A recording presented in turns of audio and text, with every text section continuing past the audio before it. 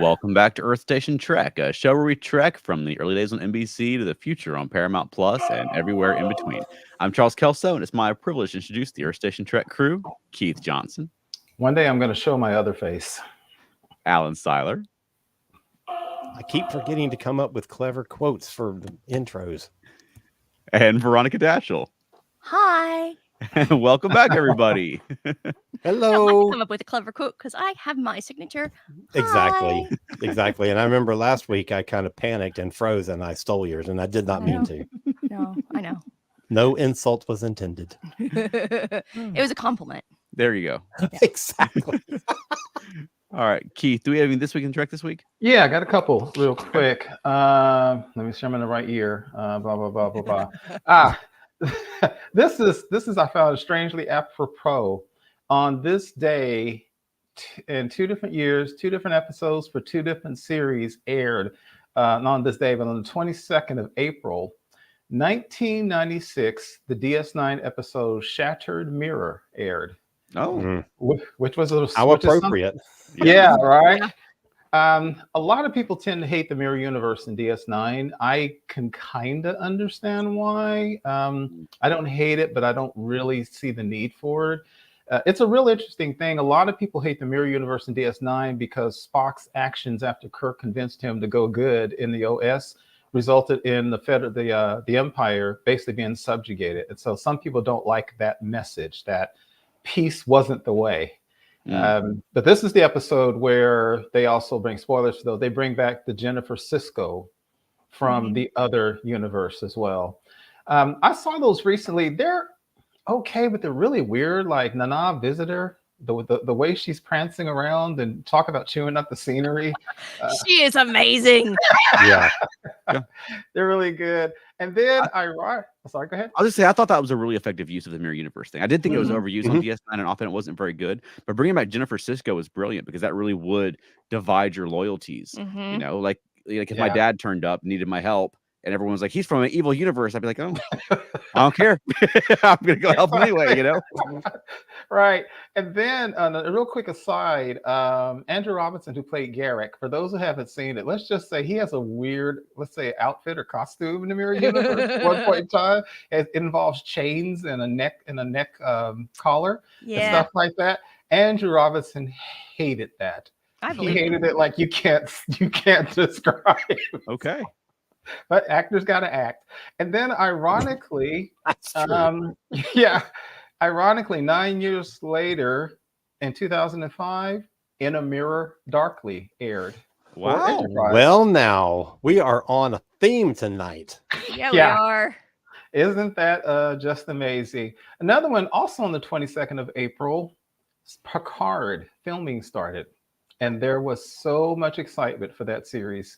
Yeah, absolutely. Divided responses to it. I think most people think the first season's okay. The second season is generally disliked by most people who have an opinion on it.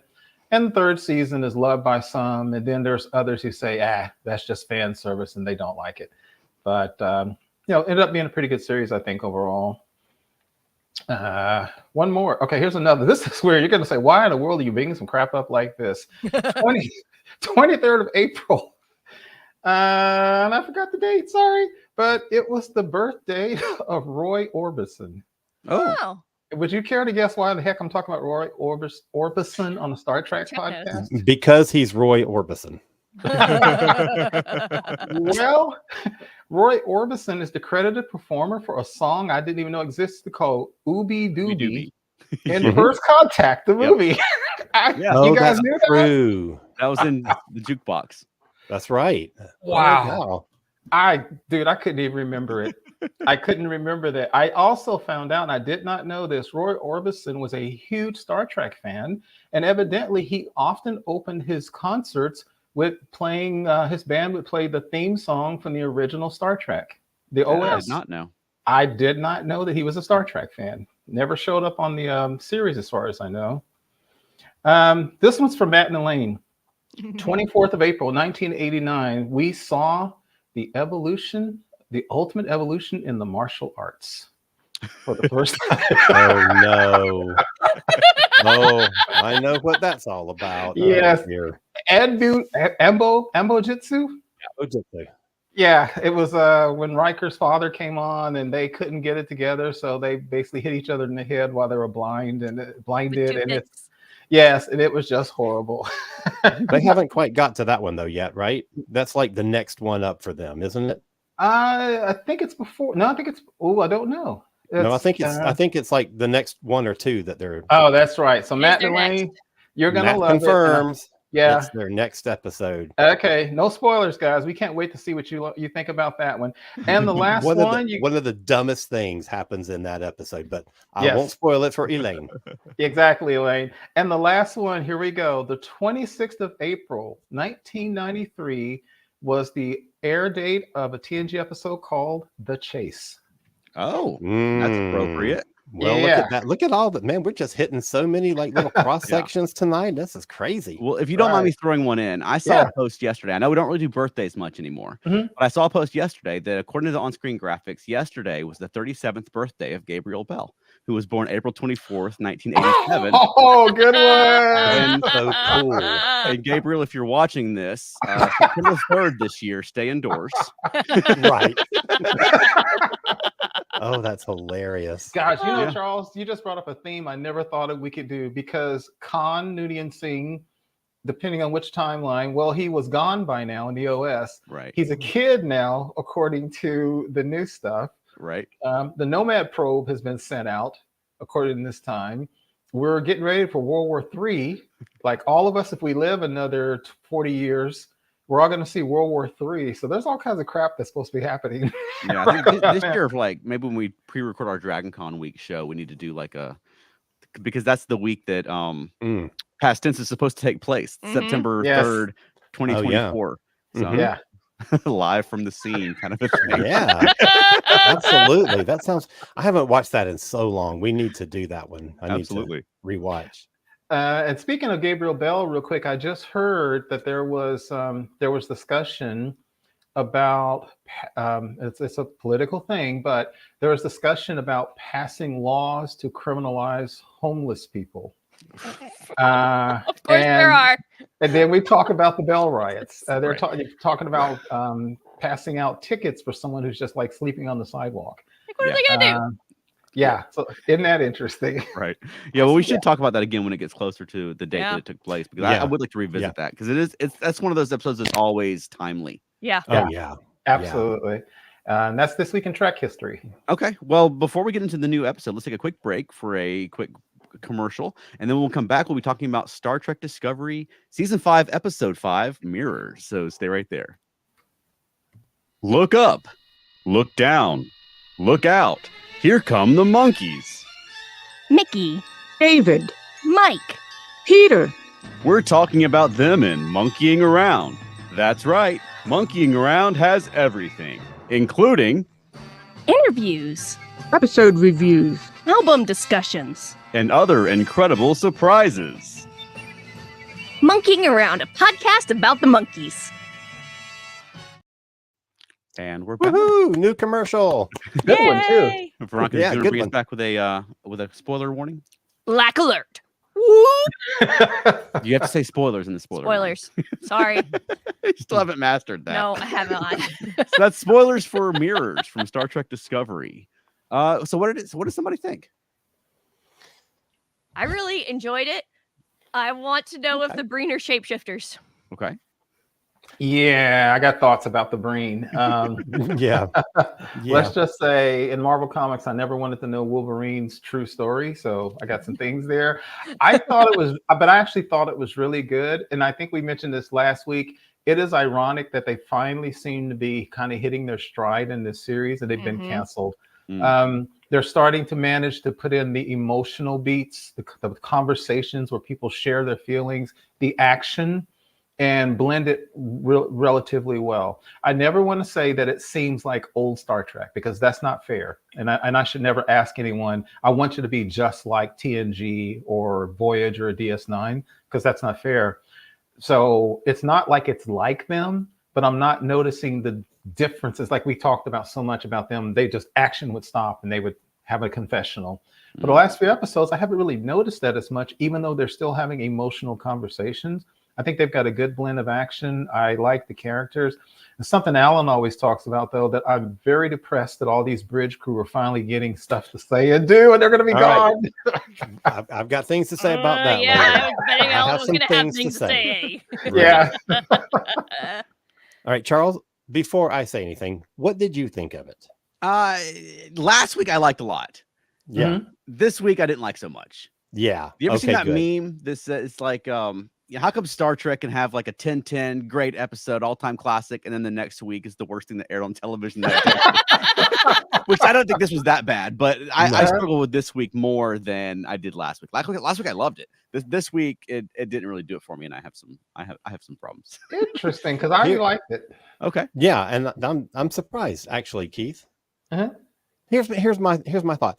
When we found out that they were going to go from 13 episodes to 10 episodes this year, we all said, hey, maybe that means that we will be able to avoid the middle chapter syndrome, where you get that episode where nothing really happens and it's just like they're kind of like spinning their wheels. But by God, we got it anyway. I don't know. They didn't just spin their wheels. Yeah, this week was a lot of info dumping and backstory relaying. But they got a piece Of they got puzzle. the puzzle piece. I got you. Like, I was like, I I must have fallen asleep. I didn't catch that.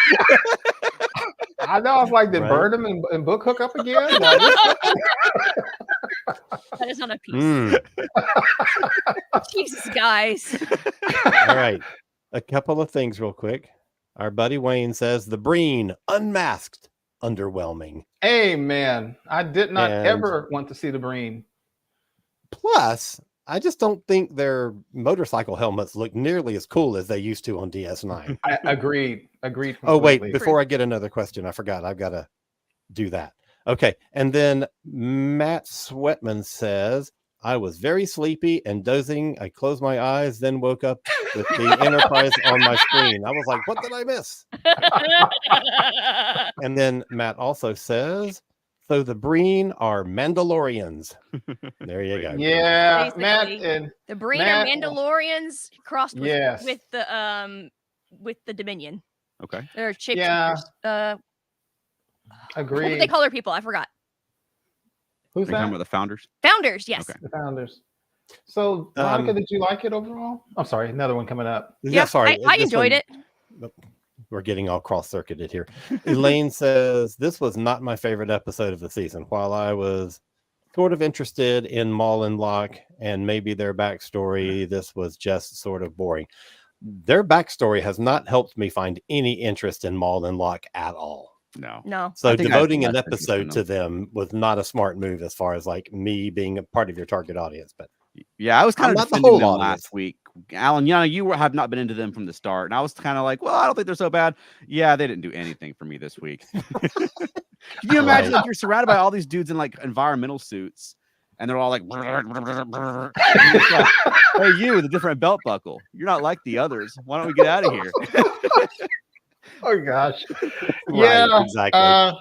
Yeah, Wayne and Matt, I agree. I think, as I said, in comic books, I never wanted to know Wolverine's backstory, and I did not want to know what the Breen looked like ever. The whole thing about show your other face, I don't really get what that was all about. Yeah, me neither. Yeah, I don't even know what that means. And then the whole thing about, so that. Mm-hmm.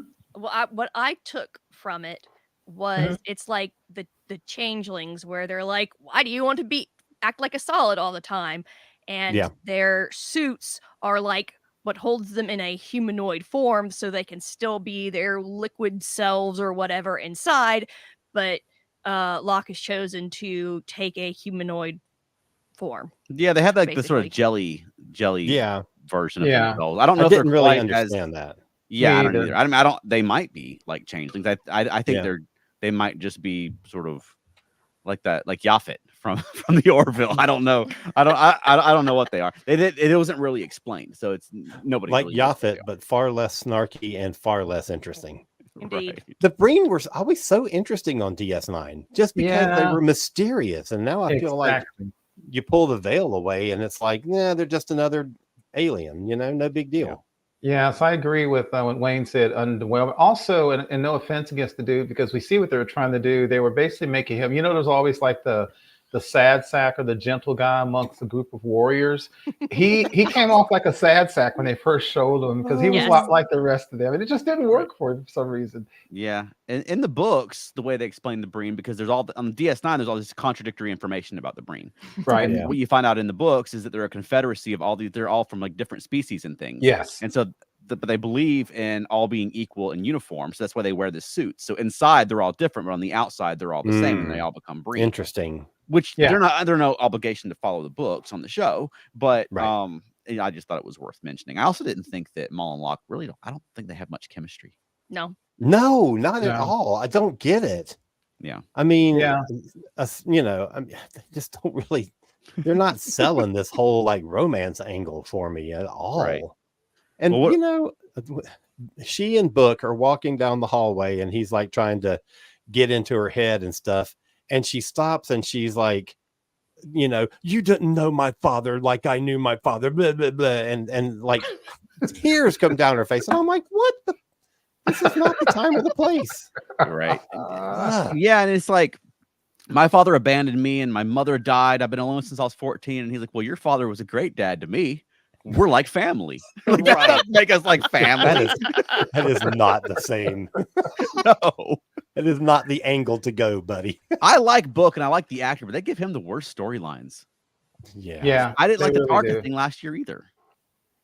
Oh, really? Yeah. I honestly don't even know why he and Michael aren't back together, because given what he did, it's not the worst thing in the world what he did. Exactly. Yeah. So, exactly. What's the big but what's ironic? I actually liked the episode today. Okay. Well, good. I didn't hate it. I thought it was perfectly entertaining. It's just there's things about it that I just didn't really care for. Yeah. Right. Like they revealed that Maul is trying to get to this paradise planet, this time in the Delta Quadrant or the Gamma Quadrant. But like Tarka's whole deal was trying to get to a paradise planet in another universe. Like, oh, that's I know true. For us that was like 2 years ago, but for the show that was like 6 episodes ago. He was trying to get there. That's true. I didn't even think about that. Man, what is it the book that he's getting tangled up with these same kind of people? I know. Oh my God. Wouldn't it be funny if the space hippies came through again? Still looking for Eden. And Book would join them and try to go to Eden. I'll tell you this might be jumping ahead a little bit, but I'll tell you the part of the episode that I really, really enjoyed. And that is First Officer Weird Ears taking command of the ship and having to deal with the crew. Yeah. He's the one calling the shots and they're the ones reporting to him, and he has to find a way to relate to them. And I thought that was really good. Yeah. I do feel like he's kind of an audience surrogate. Like maybe they've read some comments because he's like, just shut up and say it as quickly as you can. Right. I did love the part where Stamets is like, he just sort of stops and shrugs, and he's like, okay, fine, use more words. Yeah, I found that interesting because if you contrast him with the guy that everybody says is the most action-oriented captain, which is Kirk. Kirk let his people talk more than Rayner is letting his people talk. Yeah. As a matter of fact, season 1 of the original series, which I really think is my favorite, they had many conferences, such as with Balance of Terror. And it wasn't like Kirk was making them like go on and on too much, but he listened to his people. And you want a modicum. If you just say, hey, I'm going to reverse the polarity, he's kind of one who goes, okay, do it. Now, Kirk, Picard, Janeway, and Sisko will go, well, if you reverse the polarity, what will it do? But he didn't even want to hear that, like you said, Alan. He literally is like, look, just get it done in one sentence. Like, you can't talk about rejiggering starship systems in one sentence. And if you do it, it blows up. It'll be on the captain, in my opinion, because he's supposed to make those decisions. But what's kind of realistic about him is that he keeps catching himself being that way. And so I do like that he's not 100% converted and just a really nice, touchy-feely guy yet. And I don't know when I've ever heard anybody other than like some bad pirate promise something to the crew to get the job done. I thought that was odd. I did like that.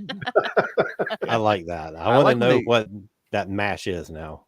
Yeah, I like when they flipped it with him and Stamets, where he asked for an explanation and Stamets is like, trust me, it'll work. Yes. You don't need to know the science, it'll work. Exactly. It's like Stamets is learning how to relate to him too. Yes. Yeah. I enjoyed that element. But one thing I thought Rayner did, which I thought was very interesting, and you know, it's one of those, you cannot look at it deeply because the show doesn't work the way they want it to. I love it when he went to Michael and said, "You're the captain. You really shouldn't be going on this mission." Yes. Because I agreed with him. Well, yeah, and that ties to what I've been saying Mm-hmm. for weeks, that like she's like a very much a 23rd century captain Mhm. in the future. And so sure, someone like in the post Picard era is going to say a captain shouldn't go, and then Captain Kirk would for sure have gone. You know what I mean? True. Captain Kirk's not waiting around on the ship. Exactly. So I like that element of Burnham, and I like that the show acknowledges that. That's a good, that's good not point. typical. But that's how she is. I hadn't Right. even thought about that fact. You're right that she's from another time, back when they even Janeway and them. She's from what they call the cowboy era of Kirk and them. Yeah, and yeah, like I said, Captain Kirk for sure is not going to wait around on the ship and send the security guys to go deal with the situation. You know, he's like, I'm going to go punch the guy myself. Oh yeah, that's the joke of the original series. They're like, "Oh, something incredibly powerful, mysterious just killed one of our crew. So let's send down the captain, the first officer, the chief medical officer. Oh, and maybe this time bring the chief engineer while we're at That's it." right, So, all the senior staff. Well, speaking of Kirk, let's just go ahead and talk about the Enterprise, because That's the exactly ISS where I was about to Enterprise go with it. appeared Oh, in that yeah. episode.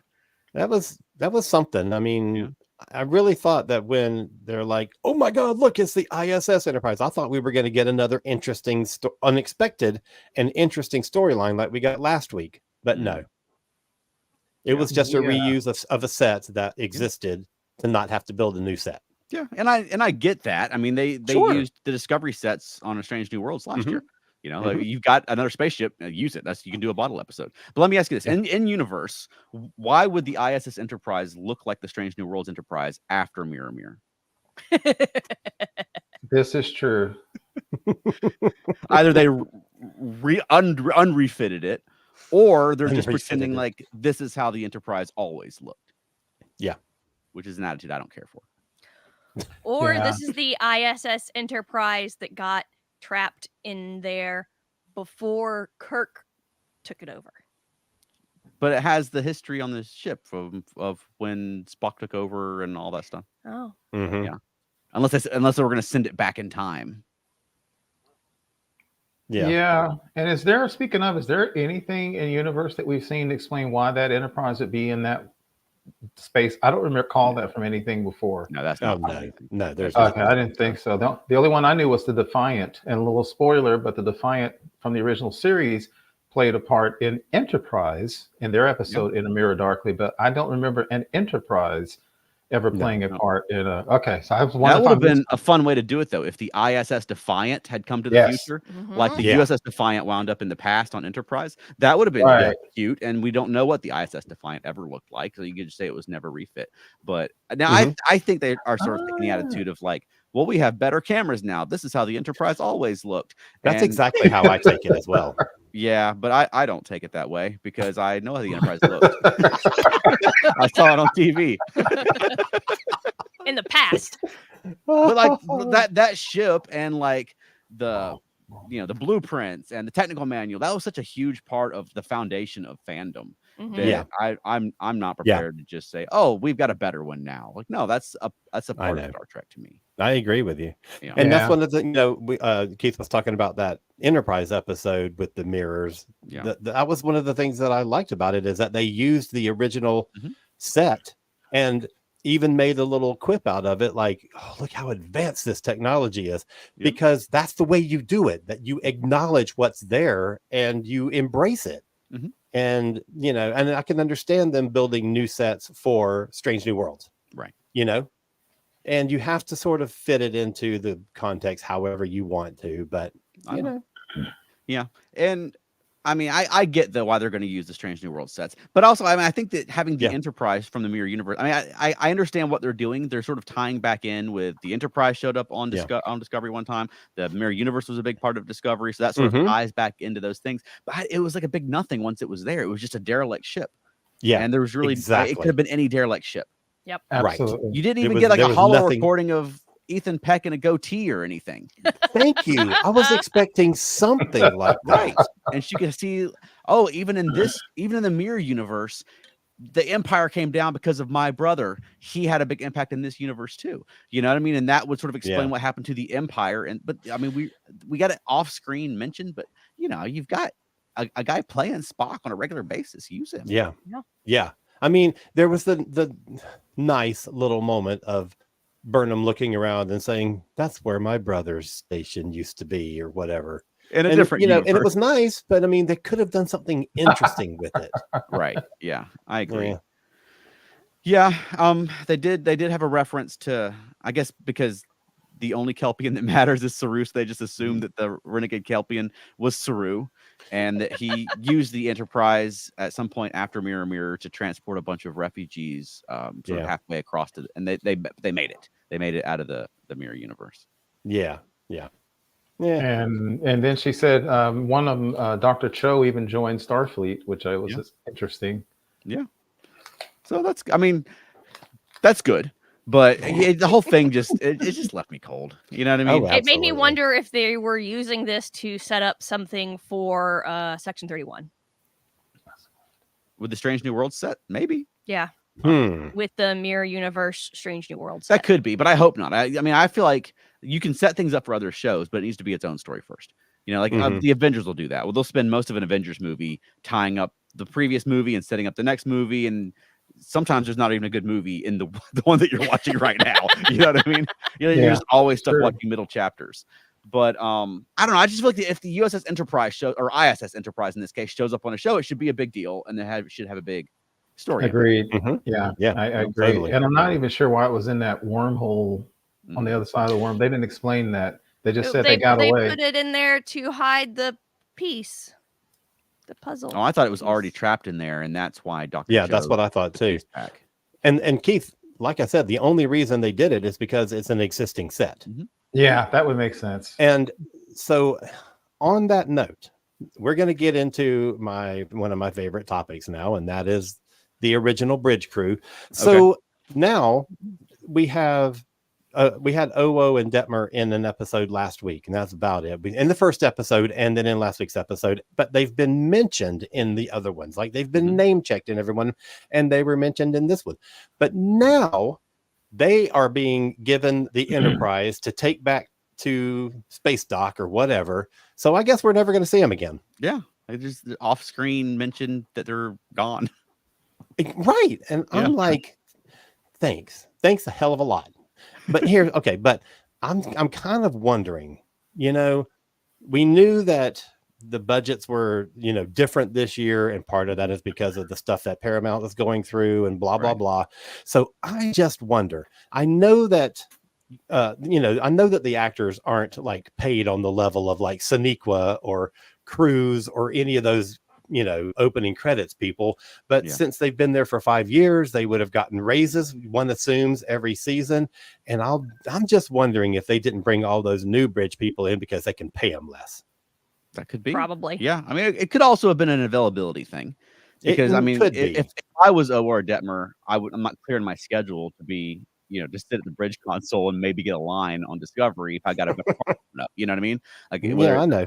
Small film or whatever the case may be. Sure. But you might well be right. It might be that they found some cheaper bridge crew. But it's just weird that as little as they give them to do just when they're there, that they spend more time explaining when they're not there. They do the same thing with like Bryce and Nielsen and Nielsen, right? Like, I didn't notice they weren't there until you mentioned it. Right. Oh, and Detmer is more obvious. So that I can see a little more. Right. Yeah, agreed. And I felt like, oh, great. They just get a wave of the hand, off-screen exit, and I'm never going to see him again. And and I was like, I know they're not going to be a huge plot point or anything, but I was looking forward to at least seeing him in the final episode, and maybe they will be. I don't know. Like, I want to be able to have a goodbye to my two favorite characters. Yeah, I felt like Reese got shafted. Because the only thing you know about Reese is that he loves Constitution-class ships. They mentioned it 2 episodes. It saved the timeline last week, the fact that he loves Constitution-class ships. And they're like, here's one. Let's have Owo and Detmer drive it home. And if I was Reese, I'd be like, what the crap? That's the only thing the first officer knows about me. Right. That's my only fact. Is that setting up anything? I didn't even think about that. But no, I don't know. I feel like they're setting him up maybe for a promotion or something, because when he got the backstory on him, the one sentence backstory, he is like, his takeaway is this guy has potential for command. So I feel like maybe he's going to get something this season. I feel like, because he's like the only original dude left. Yeah, and as he's watching the Constitution class ship fly away, well, I have to come up with a new fact about myself now. Did a lot of good that did. I also like yo-yoing. Right. Maybe that'll get me something. I like know. Birds of Prey, just in case one ever turns up. Yeah. Boy, that's okay. funny. Well, what else happened this week? we found another puzzle piece. What now? So we found another puzzle piece. Oh yeah. Yeah. So they've got what, 3 of those now? Yeah. We're on our way. Sure Just do. 2 left. That's right. Yeah. We've only got 5 episodes left of the season, so they've got 5 episodes to wrap up these. Yeah, they are going to have to ramp it up. I do think that. One thing I would say about, even though, like you say, I completely didn't understand the ISS Enterprise. I thought, interestingly, the effects of it coming out of the wormhole looked really great with the tractor beam and stuff. Yeah, that looked really pretty. Yeah, that was really cool. And then, ironically, Charles, you talk about them driving the ship back. One of the things I made in my notes is when they did a bird's eye view of the ships, you could see the warp nacelles flashing on the Enterprise because it's obviously it's not working well. And then like 5 minutes, they're like, hey, this is a great honor for them. They get to drive the ship back to. Well, I hope it doesn't break down. Right.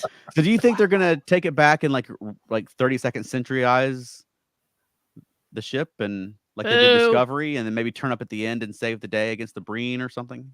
Oh, well, that could be. Actually, that's not a bad idea. That gives me hope. Nice hero moment for if Owo and Detmer turn back up with like now the Enterprise has detached nacelles and things. Right. That's a good point. Oh, I forgot about the detached nacelles on the new ships. Oh my gosh, you're right. Yeah, I just don't buy that. Please don't do that. Please don't. It's funny because I really did like the show, but another thing I didn't notice was, even though it was a whole thing about her with the Ballad of Crom or whatever. Krull. It was Krull. Krull. Yeah.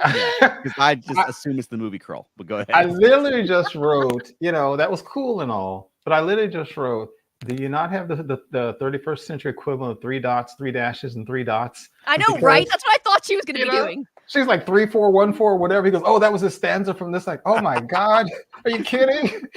Oh, she got that wrong. Yeah. Right. Yeah. There's a lot about his, like a lot of references to his planet this week. We really hadn't gotten anything about him. Yeah. Like, he's just doing like deliberately doing human phrases and things like that. But then this week, every other line it seemed like was like, I didn't memorize any of them, but aphorisms and things from his planet. We were talking about earlier how you didn't like the show, Charles. I was going to say Charles is serving it without a gram of Osakud. Wow. Which means give it to me straight. Right. Evidently. Wow. I always get up and watch the show at like 4:30 in the morning. There are sometimes those lines where I'm like, am I all the way here? Did I get up too early this morning? Oh God. Next time you talk to somebody and you have a birthday, you'll say, well, how is my cake boiled? Yeah, that is kind of funny that they boil cakes. Yeah, he made the comment about like, don't whatever your cake before it's boiled. Like, you boil cakes on your planet? He's like, hey, don't knock it till you tried it. I don't want a boiled cake. That sounds really disgusting. It does. I mean, fried cake, sure. Okay. Boiled, No, don't knock it till you tried it. All right. That's right. Someone show me how to boil cake and I will try it. Okay. I'm sure there's a YouTube for that. I'm sure you could find that immediately if you so desired.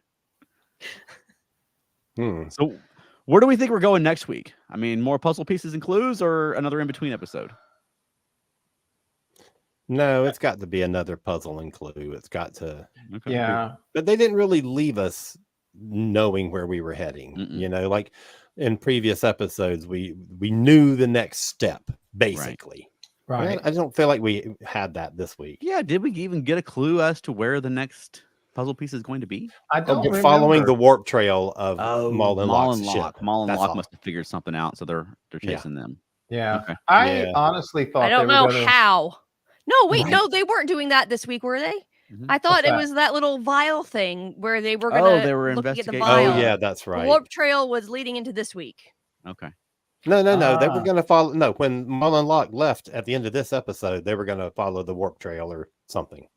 But yeah, you're Yeah. right. The vial. I forgot There about is the vial. You're right about that. Yeah. Okay. I halfway expected them to go back to Maul because they thought they were halfway changing her. And you found out that Locke died after that lame knife injury, which I'm still not quite sure how that happened. Because he got flipped and the knife evidently landed in his chest, which I thought was weird. Burnham's like, I didn't do it.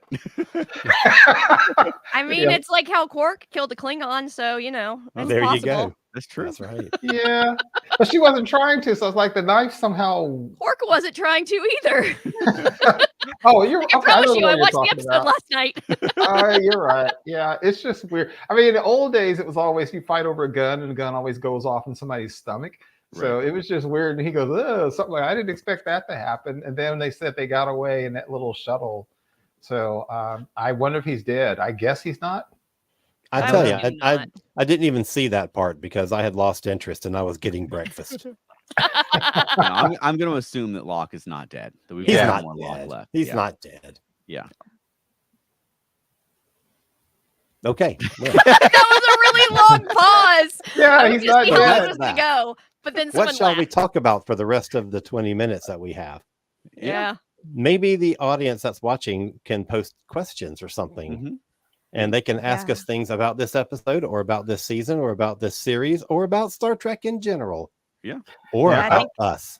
I think I in did get general a- we were a lot underwhelmed with this episode. I mean, I enjoyed Yeah. it, but I wasn't like, ooh. And most of Plus- you guys were like, boo. Plus, it's basically a one storyline episode. We don't have an A there was plot, a B no plot, a B C plot. plot. Yeah. And, we've had episodes. There was one this season that had a D plot. There's a lot to discuss in those episodes. And this is just a one note episode. There's, it doesn't carry us for an hour like most This of one them could have do. used flashes to what Saru's doing Yes. with the diplomat thing. Absolutely. Yes. Like that would have helped this episode. I think. feel like the writers for Lower Decks could have turned this hour-long episode into a B plot for one of their episodes. Well, Yeah. Told the same story in Well, less time. Well, they could have told the same story on Lower Decks as they all talk so much faster. That's true too. Yeah. This episode was written by two names that I don't know from previous Discovery episodes: Johanna somebody and some guy. So I just wonder how much leeway writers are given for their episodes and how much they're told this is what is going to happen in the episode. Now write that. Yeah, that could I be. assume it's the second. Yeah. And it could be that they felt like because they're already flashing back to Maul and Locke, that it's going to be confusing if you're also flashing across the galaxy to Saru and that sort of thing. That But you makes really could have sense. done more with Maul and Locke. I mean, in their flashbacks, they have this one warehouse in the volume where she basically just the They make stars behind on the screen and there's crates. And yeah, you're not like other Breen, are you? I could tell by your belt buckle. And we should get out of here. And then now I'm in love with you. And it's like, what is Yeah. I feel like you could have done more. I mean, this is the first time we've ever seen the Breen. I mean, in live action since DS9, but especially with their helmets coming off. Yeah. We could have seen a Breen planet. We could have seen. You could have done a lot of things with it, I think. Absolutely. And yeah, it was. I don't know. All right, so that's all I got. Matt says, I can't believe that we have the Enterprise, we have the references to the mirror universe, and somehow it's the most mundane episode of the season. Yep. And then Elaine says, I think I enjoyed TNG's The Royale better than this. Oh, Elaine, no. That is a condemnation if I've ever heard one. Holy Yeah. cow. We were joking about that. I think I'd watch Okona before I watch the Real again. So something we didn't talk about Okay. was the doctor's little freak out that wasn't really a freak out. He was just contemplating all the things that have happened to him, but he was acting like it was this huge deal all of a sudden. But it was like it was all of a sudden. Well, it seemed like we've seen stuff from him, like even back when he got when he was possessed for that episode by the Trill guy. Yeah. And he was very affected by that, So maybe I mean he has been through a lot of stuff. He certainly has. He's like the O'Brien of this show. Right. Yeah. I mean, in reality, O'Brien should have been in therapy. Yes. Yes. Right. But at the same time, when he sat down with Tilly and he's like, and you remember that time a couple of seasons ago when I died and came back to life? And I'm like, oh my God, are we going back to that again? It was like, Jesus Christ, I thought we had left that behind. If I ever die and come back, I'm not complaining to Alan about it. He's like, oh, again with that. Every time I turn around, oh, I died one time. We got better. I wrote in my notes, if this were Lower Decks, there would literally be a book on coming back from death, and it'd be like a chapter on Harry Kim and a chapter on Spock and a chapter on all these people who come back from the death. Picard now, it would have been Data. Awesome if Culber was like started talking about the Black Mountain and the koala. Right. Yeah. If only. Oh my God, that would be great. Yeah. Matt now says, yeah, this existential crisis sort of came out of nowhere. Yeah. That's what I was saying. It was the part that where it was an existential crisis. Because he's been through a lot and he's been processing it, but like now it's this huge thing, and I was just like, Well, I think they're just trying to remind people that what they're looking for this time is even more important than it's ever been before, because it goes back to like where we come from, the answers, So, I mean, I get what they're doing. He didn't bother me, and I kind of like I like that character, and I like that they gave. I do like that character. I don't understand why Tilly's on the mission.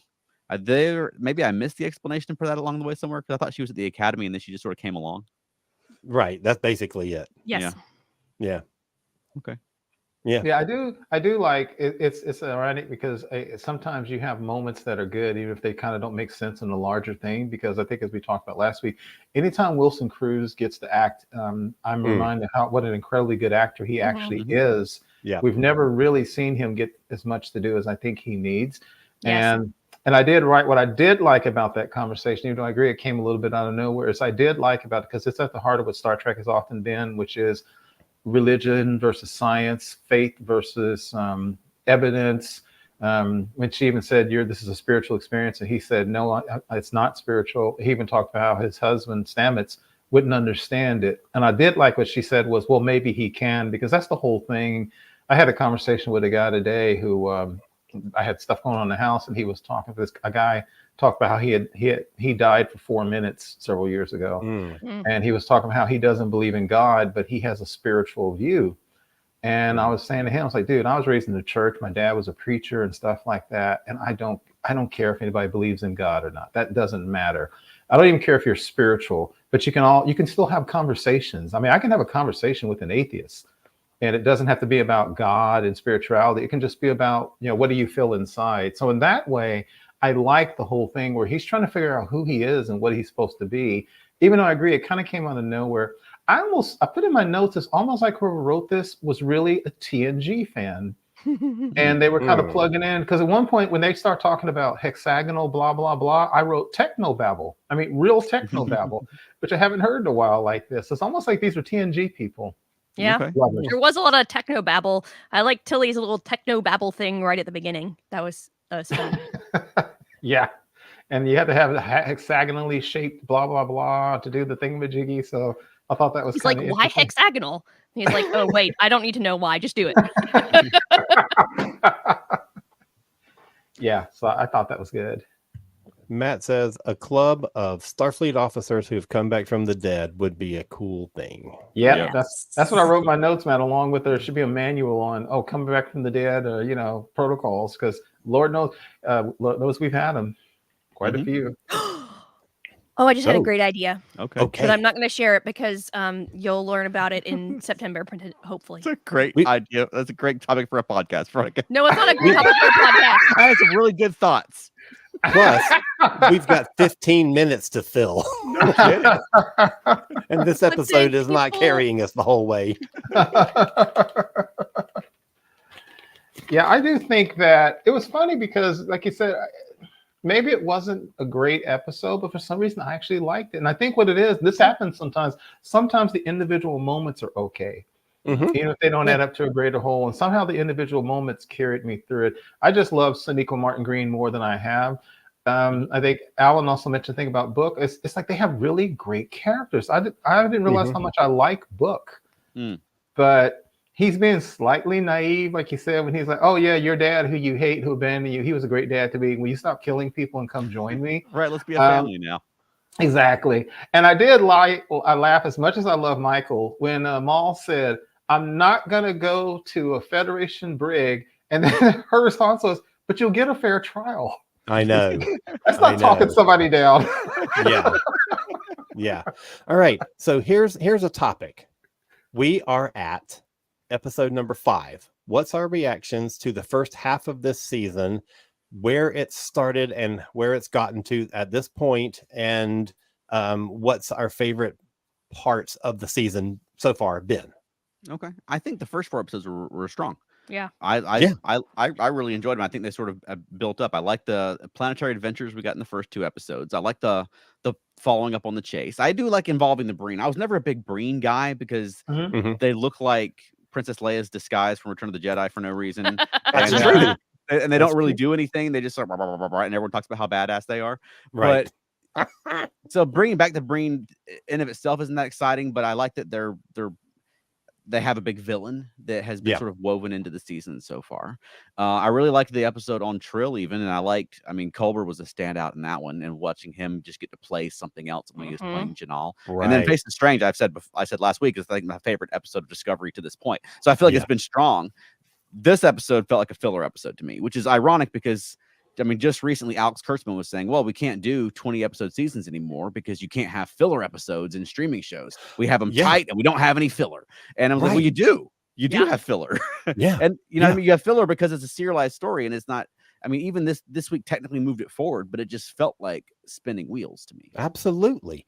And you know, what's interesting is I went back recently, right before this season started, and I rewatched season 4 and thoroughly enjoyed it. And even the episodes that I found to be filler at the time we were watching them, because you see them 1 week at a time, didn't feel that way when I was binging it. And I wonder how different we're going to see this season once it's over, if we choose to go back and rewatch it, and if this week will feel like a spinning wheel episode, you know, because we don't have any greater context for it other than what we just saw today.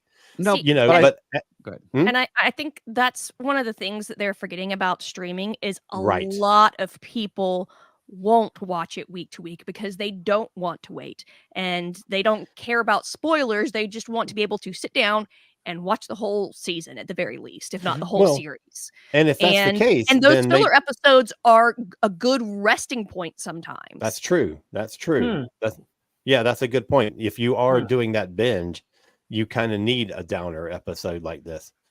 Whereas when you're getting it chapter by chapter, it sort of feels like it's a you know? Yeah, but I don't think that watching it in a binge, I think it will help with the pacing like it did with season 4. But I don't think watching it in a binge will make the Breen more interesting. No. And I don't think it'll change my opinions of pretending like the TOS Enterprise didn't happen. You know what I mean? Right. Like I'm still going to say, That's how true. come it looks like the Strange New Worlds Enterprise? It doesn't make any sense in universe. You know what I mean? Exactly. Which is, they talk about it's hard to do canon, but then they choose to do canon. We'll just bring back the Enterprise. Well, of all freaking things to bring back the Enterprise, you know what I mean? You're inviting your own canon problems. Yep. And I thought that part of the point of the jumping into the 32nd century was to get away from some of that stuff. And here they are, like intentionally shoving it in. Yeah. Sorry. Wayne says, I'd settle for any elaboration on the couple's relationship for next week's episode. Other than that, I got nothing. Okay. So Wayne, did you ultimately like the episode? Because Wayne and I had talked a little bit about it earlier because I hadn't watched it yet when we were talking, and then I had some stuff blow up in the house, so I just watched it literally at the last minute. I'm not sure. Yeah, I'm not sure if anybody like really liked it, because it's odd that I really liked this episode. Yeah, which is strange. Good, though, we don't have to all like the same episode. Yeah. I think it's great that you liked it. But you know what's funny is this is so funny, and I think this is what's going on with me. I don't care about the quest at all. Okay. It's not holding my interest. You know, I think as Alan said, you know, they talked about all this tightness and stuff like that.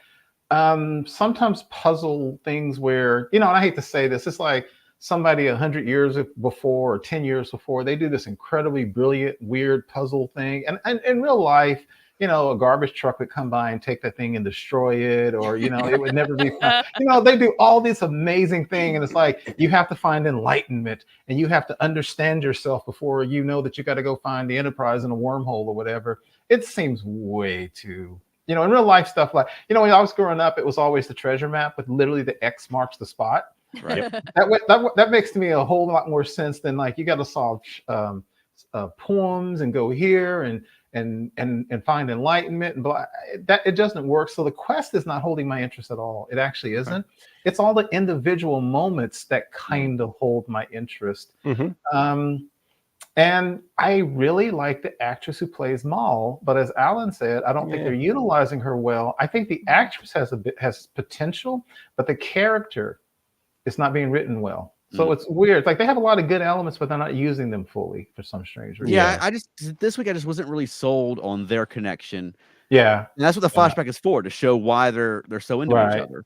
I didn't see why she was interested in him in the first place, or why he reciprocated. You know what I mean? Like it just it just seemed like every time they met, they just snuck behind the crates and made out, and which is probably weird before he took that helmet off. Right. Yeah, and I will say I don't get how the royal nephew could have done what he did as long as he did, for his uncle finally glommed onto it. Right. Because he was doing a lot of stuff for a long time, and I thought that was kind of interesting. So Keith, in answer to your question about whether Wayne liked the episode or not, he says, "Nope. I thought what happened at your house was more interesting."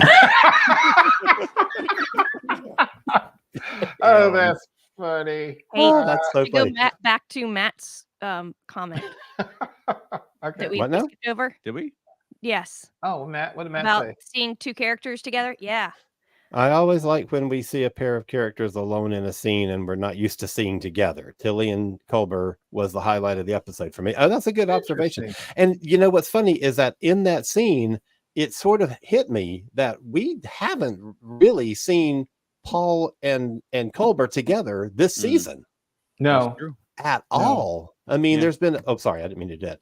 There's been a moment here and there, like like Culber saw Stamets on the operating table last week when he was like skewered in the gut or whatever, but nothing no like family stuff, no we're a couple stuff. It's been weird. But I wanted to point out that used to be a thing they did all the time, especially in season 1, is Tilly and Culber were together a lot. And that's where they dropped the first F-bomb, was Tilly and Culber together. Did they? Yes. I thought it was Stamets. Tilly and Stamets. No, it's Stamets. That's what I meant. No. Dang it. See, look, I got them confused. Matt, you're right. I like Tilly and Culber are not put together at all whatsoever. You were correct. There you go. Sorry. Quite all right. Okay. Look, they're a couple, so they're the same person, obviously. Okay. Right. Well, I just got a notification on the screen from StreamYard asking me if I wanted to end the streaming session. even StreamYard is tired of this episode. Somebody from StreamYard is watching, like, are you guys done yet? I'm sorry to everyone listening. Oh, this is so funny. Maybe it sounds like next week we'll be back to more planetary adventures. So maybe next week will be more engaging. They had a little clip on the Ready Room, and it looked like a planet. We've had 2 weeks on ships now, so I'm ready to get back to planets. So hopefully we'll find out where that water's from, and they'll go to that planet, and hopefully something happened there. Yeah, that's right. Yeah, I am very curious, because one of the things that's very interesting about this whole quest is that they're saying obviously the progenitors, device you put it together is going to have phenomenal powers or whatever it has. And honestly, it doesn't need to have that. I mean, it could just be, now that could be significant. It could just be like major biochemical formulas, like maybe some kind of way to make a virus, or understanding the root genetic code of everybody in the galaxy. But to make the quest significant, they almost act like they're going to turn into some kind of weird laser beam. Like, you ever seen those bad science fiction movies or cartoons where you hit somebody with a laser and they turn into like a caveman instantly or something like that? Because I get technology, the technology falling into the wrong hands, but the technology falling into the wrong hands, like something in real life, it would be like you would then have to give it to some scientists, and they'd have to reverse engineer it and blah blah blah. But they make it sound like it's going to be some super weapon, like well, I don't want to spoil it for Matt and Elaine, but there's a super weapon. Well, there's another quest in TNG that has to do with a weapon.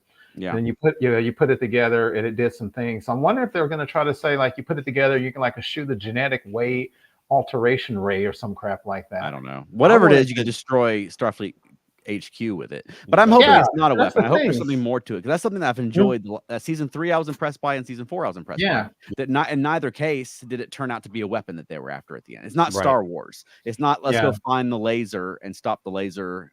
Bad guys from like, we're not stopping the Death Star every time. You know, I hope there's not a Progenitor Death Star out there. I hope there's something more interesting than that. At the same time, I would love it if this whole thing was a red herring and it just wasn't anything like a weapon or anything like that.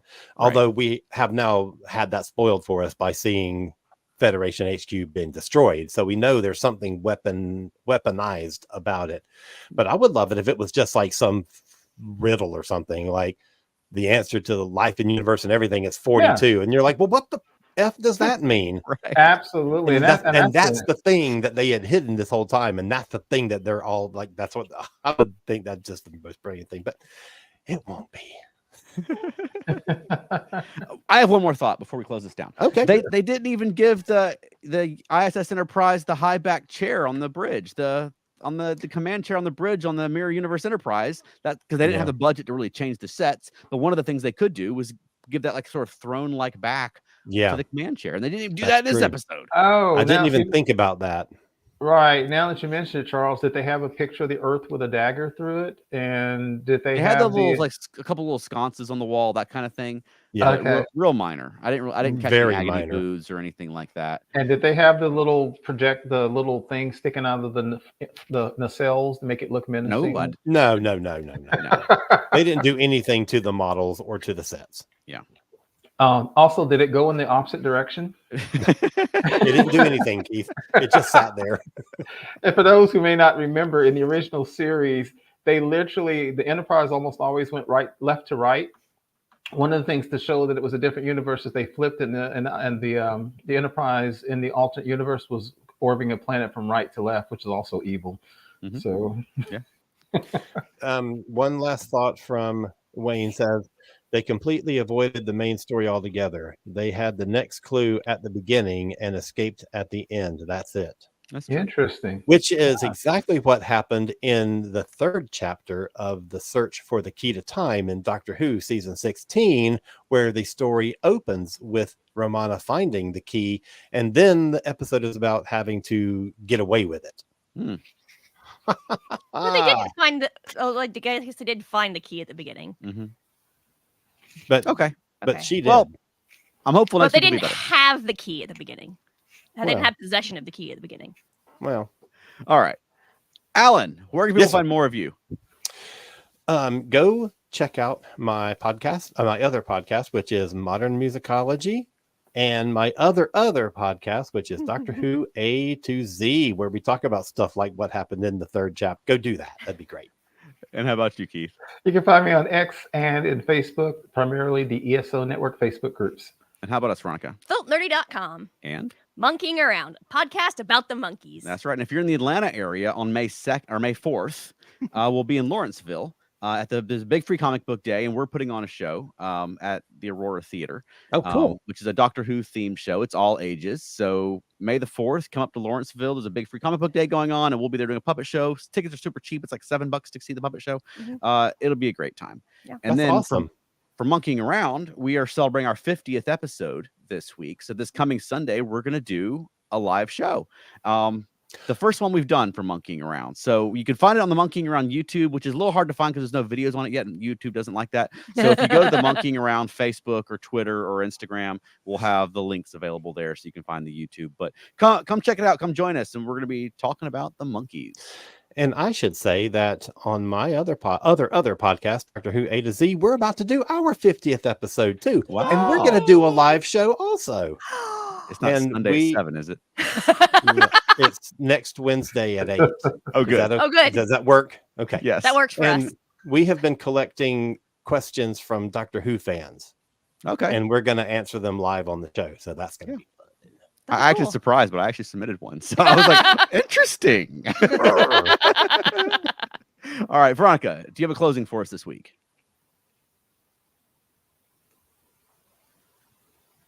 Wow. The dead air is riveting. Punch it? No, I don't like that. Let's fly. Hey, that's All right. right. It, and then let's Whatever. close. I was close. All right. Join us on Thursday evenings for more of this. You can find us at 8 p.m. Eastern on YouTube or our Facebook group, talking about the latest Star Trek episode. Next week, we'll be talking about episode 6 of Star Trek Discovery. So join us. Thanks, everybody. See ya. Take care. Bye. Take care, everybody. See you next Thursday. Thanks.